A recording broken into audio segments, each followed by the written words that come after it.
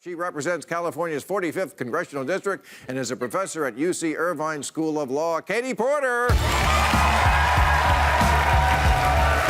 how you doing?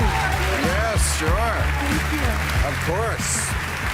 All right, so we're going to talk about the Amazon later. It's depressing me. I'm sure it's depressing you. Let's talk about... The company or the forest? Because they... Well, that's what I want to get to. I think the company should buy the forest.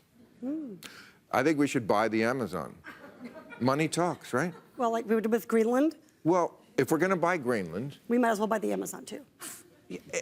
Bezos has $130 billion. Ted Turner used to do this. He used to buy giant swaths of land because he said, nobody else is going to save it, I will.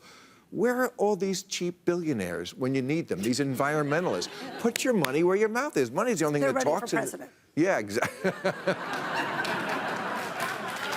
So, but there's a billionaire named Jamie Dimon who was head of what bank? JPMorgan. JPMorgan Chase, okay. And you sort of became famous because you shamed him. You were grilling him about why in his... I think, to be fair, Bill, I think he shamed himself. Well, you helped. I mean, this is like the student who would tell me that they were really upset that I asked them a question to which they didn't know the answer, to which I would be like, well, that sort of... Well, apparently he's never thought about the answer, because that's what he kept saying to you. You kept saying, you know, someone who works at your company in a secretarial position only makes this much money, and that's hard to live on, but, you know, your company does quite well. And he said, gee, I never thought about that. But the other day he was talking, and a lot of business leaders were, about how they've changed their tune a little bit. That they say companies should be responsible in the way Henry Ford was, you know, make the workers solvent and maybe they'll buy your product and other products. So it looked to me like shaming works. I've said for a long time, I don't think we shame enough. You shamed him. Don't you think we should do that? Well, I do think holding people accountable works, and I think it works in multiple ways. I think it obviously worked to push the Business Roundtable toward this new definition of a corporation, but it also works in giving the American people confidence in our Congress. So those hearings, they're not for me. Those hearings are for the American people. So this is not my 5 minutes, this is our 5 minutes. And so the goal is...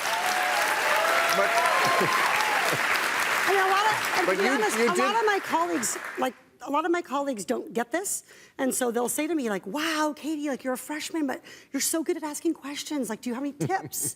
And so it's really hard to figure out how you say politely, like, well, the first tip is ask a question. Like...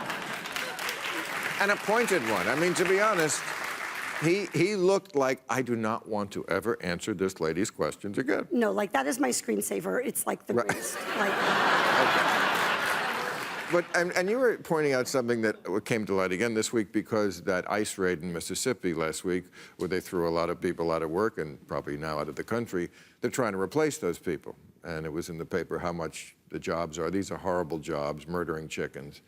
It's like $10 an hour, $12 an hour. This is just what you were talking about. I've said this often, how do people live in this country? How do you pay? I mean, I've been dirt poor too, but I was single. I didn't have to worry about kids, who I understand are vacuums for money. How do you pay for all the things that you need to pay for? Well, the reality when you make is $400 a week? Families can't. So what they're doing is they're going without. They're going without prescription drugs. They're going without dental visits. They're going without savings. They're going without emergency funds. And they're borrowing. They're borrowing on credit cards. They're borrowing from predatory lenders. I mean, this is the reality of not earning enough. And so really what the Business Roundtable said and what Jamie Dimon said, I mean, Jamie Dimon's quote was, "The American dream is alive but fraying." And I saw that quote and I thought, well, so nice of Elizabeth Warren to give such a great quote. Jamie Dimon could have been Elizabeth Warren when he said the American dream is alive but fraying. I'm so glad Mr. Dimon has realized what I was trying to tell him, which is for his own workers at his own bank in Orange County, California, they can't make ends meet. They can't afford an apartment, much less save for anything. And so the Business Roundtable said, look, shareholders aren't everything. And that is the first time ever I've heard that. I tell you, as someone who graded exams in corporate law, the correct answer to any question in corporate law until Monday was shareholders. Right.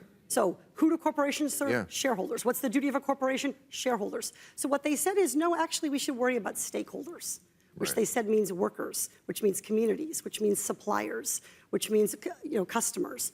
This is really revolutionary, and it's going to make my job questioning these witnesses so much more fun. You mentioned Elizabeth Warren. Elizabeth Warren was your professor? I didn't realize that. Also your mentor? You named your daughter after her? Correct. But you're not endorsing her? I have not endorsed anyone yet, and I have a really hard time. I mean, I got to tell you, like, I have a little bit of a sob story here. I have 3 children. I'm a single mom. So while I'm trying to get the tater tots unstuck from the pan, Boy, do I know. People are talking. You really do. I mean, there's no juice at dinner, Bill. I mean, I'm sorry, not even for you. My children, I have a Booker voter. He's 13. I have a Kamala voter who's 11, and I have I'm named for her Elizabeth Warren voter, my daughter Elizabeth. Right. And as soon as I get the family vote consolidated and we come up with a candidate, then I'll be in the position to do more. But I really want to tell you truthfully what I tell my constituents. My vote and my choice isn't what's at stake here. What's at stake is every single person's choice. So we can't leave anything on the table. We have to connect with every kind of voter. Well, I mean, you certainly do. You're from Orange County, which until very recently, like 2 years ago, was all Like still today. Reagan County. That's Still today, I represent proud to represent a majority of Republicans. Right. And those are Republicans who have good sense. But all the who are districts rejecting Trump. didn't all the Orange County districts go blue? Correct. Okay.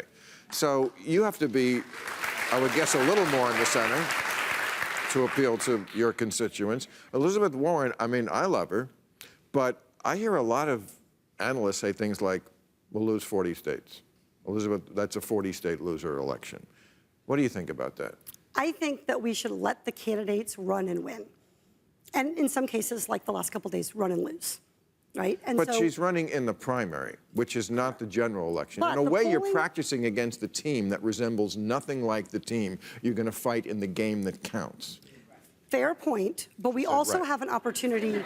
We also have an opportunity to add more players to our team, to turn out younger voters, to turn out people who don't vote consistently. So our team is not a fixed thing. Right. And by the way, the game is not a fixed thing either. So when you, and I say this as someone, the thing that bonds the freshman class together, everybody from Abigail Spanberger to Alyssa, to Alexandria Ocasio-Cortez, from Max Rose to Rashida Tlaib, is that we don't take corporate PAC money, and we understand that corporate abuse is harming our capitalist economy. That's something Elizabeth understands, and we won in Republican districts, in Trump districts, in districts that had never had a Democrat before, because we understood that what Americans want is an economy that works for everyone. And here, I'm surprised to find myself quoting Jamie Dimon. Yeah, but Shocked, really. But Americans don't think that the economy that works for them is called socialism. Now, I know Elizabeth says she's a capitalist. She is. I know. But that's not the way she's going to be painted, and some of her programs, let's be honest, sound pretty socialist. I just don't want another George McGovern. I wasn't born then. I was. Well, you're smarter than those kids who say it doesn't matter because I wasn't alive. You weren't alive for the Civil War. You know about that, right? Yep. Okay, great. But I feel like things worked out better in the Civil War than they did for George McGovern. yeah, and we don't want that. And he ran against Nixon, who I think people don't realize was the Ted Cruz of his day. And in a product of Orange County. Just not a popular guy, not a likable, attractive man, a sweaty loser. As far as popular, and he won 49 states. I'm just saying. I think, you think something like Amy Klobuchar is actually more electable? I know Elizabeth Warren has all the, vim and energy right now, but not going to answer that one. I'm just going to tell you this. Okay. I think energy matters. And we saw that in 2018. Yeah. So we had, I would not be in Congress if it were not for Trump being terrible. Right. Okay, that was a big help. And my opponent making some critical mistakes. Right? Like voting with Trump, who's terrible. But also because we had a record turnout in 2018. So we took our university from 2% voting to 30% voting.